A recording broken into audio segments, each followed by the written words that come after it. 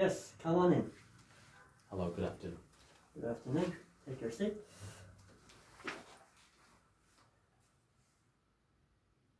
Can I have your full name, please? My full name is Israel Nizambaya. What shall I call you? You can just call me Israel. All right. Can I see your ID, please? Here you are, sure.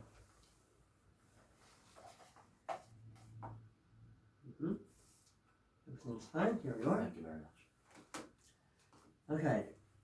In this first part, let's talk about food and cooking. All right. What kinds of food do you like to eat? When it comes to my choice, I would definitely choose our traditional Uzbek cuisine. I love Uzbek food very much Why? because it's fresh and it's newly cooked always, and you can kind of feel the taste of all the ingredients because the people in my area are very good at cooking. Mm-hmm. What kind of new food would you like to try? I will definitely try to have at least a bit of fast food, for example, McDonald's, because I've never tasted it, and people are telling me that it tastes pretty damn good as well. Mm-hmm. And do you like cooking? When it comes to cooking, I'm a quite fan, and I love cooking very much. And whenever I have time, usually at weekends, I do the cooking instead. Mm-hmm. Do you prefer home-cooked food or food from restaurants?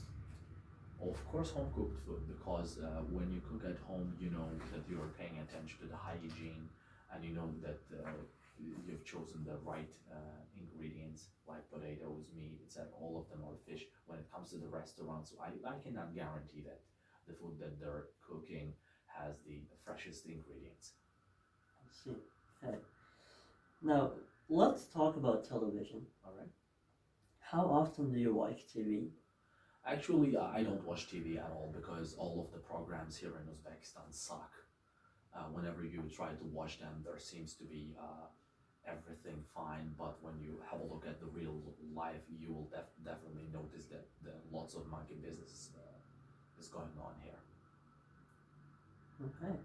And if this is the case for your national TV, do you at least watch foreign channels?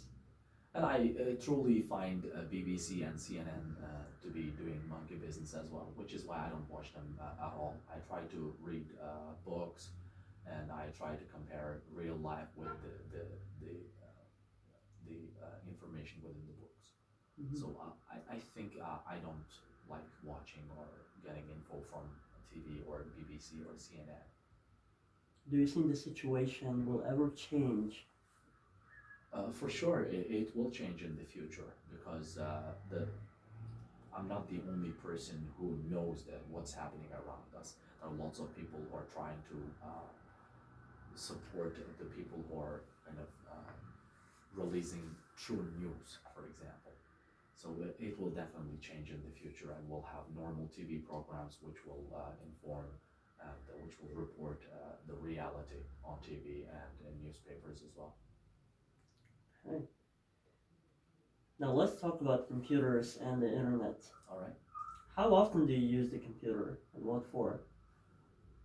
Actually, I've got all the latest gadgets. I've got mobile phones, a laptop, I've got notepads, and I always access the internet, and I use it maybe about 5-6 hours a day, with some pauses in between. Okay, and do you like using the internet? I love using the internet. I love surfing on the web, on the internet, and try to watch lots of YouTube videos which are related to my job. Mm-hmm. How did you learn to use a computer? When I was a child, we used to have an IBM computer at home, and my father is very good at using computers, and he taught me how to press the buttons, how to switch it off and on. So he taught me. Okay. Do you think it is important to know how to use a computer? That depends on the situation, and sometimes it depends on where you live. If you are in a place which is totally unaware of computer technology or where there is no internet access, I think it's not very important. Maybe if you are in a modernized place, then you will definitely use the internet. It doesn't matter whether you need it or not, you will definitely need it. But for example, in China, they use WhatsApp to do the payment for any kind of service, which means they have to use the internet. Mm-hmm. Okay, thank you very much. You're welcome. This is the end of part 1. All right. Now in part 2, I'll give you a cue card, Okay. and you will have 1 minute to get prepared. All right. So I'd like you to describe something you don't have now, but would really like to own in the future. All right. There you go.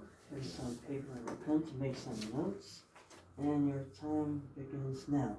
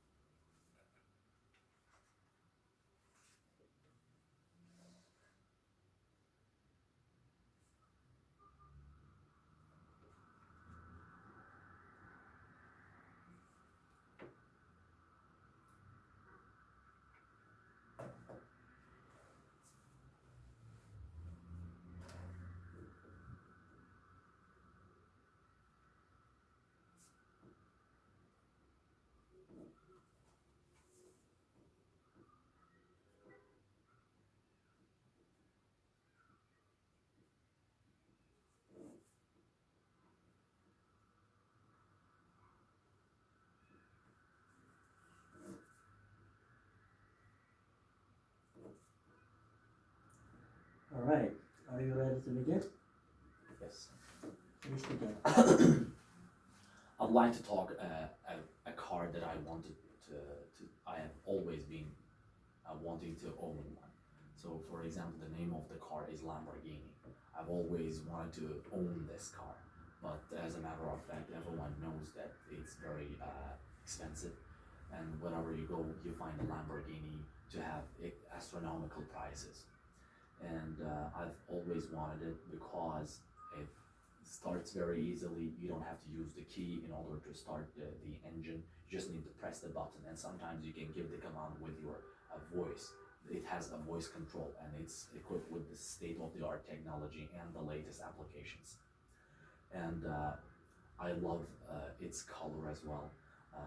Whether you choose red or black, the color of the car seems to invite you. Which is why I love the car very much, and I think we don't have any Lamborghini in my country.